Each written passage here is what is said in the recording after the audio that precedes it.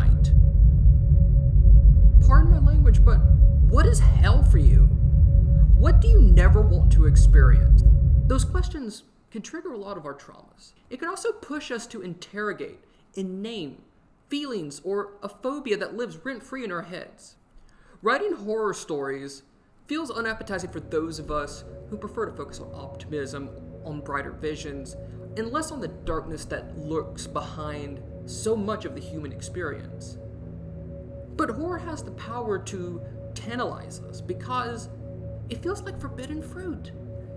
Many of us feel a thrill in proximity to danger. It can feel thrilling to live on the edge, so to speak.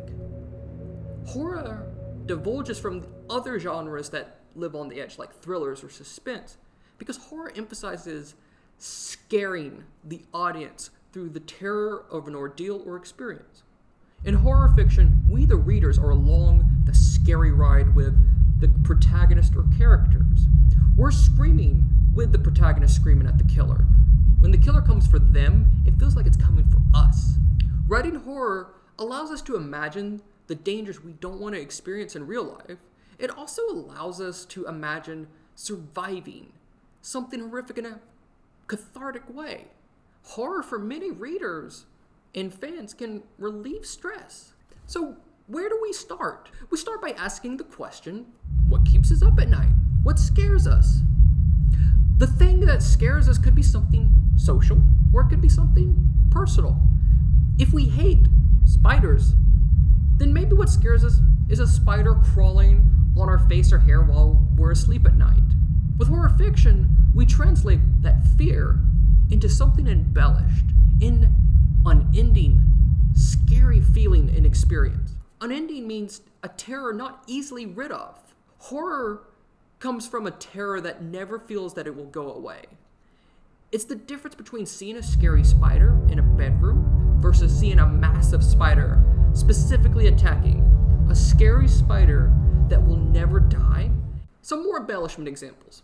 A fear could be dying in one's sleep. So imagine a boogeyman that actually kills someone in their nightmares. Sound familiar? Or imagine being afraid of the dark. Now imagine a story in which all the lights go off and electricity is down with no repair. And imagine a serial killer or some other monster can find you in the dark, but you cannot see it. When writing horror, especially as a short story or a novel, we imagine these circumstances using narrative rules, how someone acts and reacts because of something. We write a character acting in these circumstances under duress and not always thinking clearly. We craft this experience that feels inescapable and watch a character act and react to all the wrong and dark turns from that inescapability.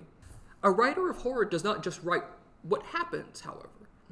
We need to immerse the reader into the horror of what happens to our characters. We see what a character sees as it happens in the fog of the present. We write with immersive language, clear, descriptive language, cacophony or harsh and unpleasant sounds, and effective pacing that hides and reveals terror. Something feels scarier after a sense of calm or once a character feels they have control, only to lose that calm and that control in an extreme way.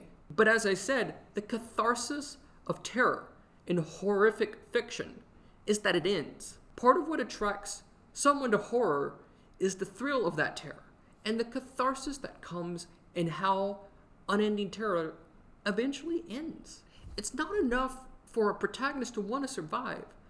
They have to survive or save someone else. They have to defend themselves. They have to figure out how to destroy or end the unending terror.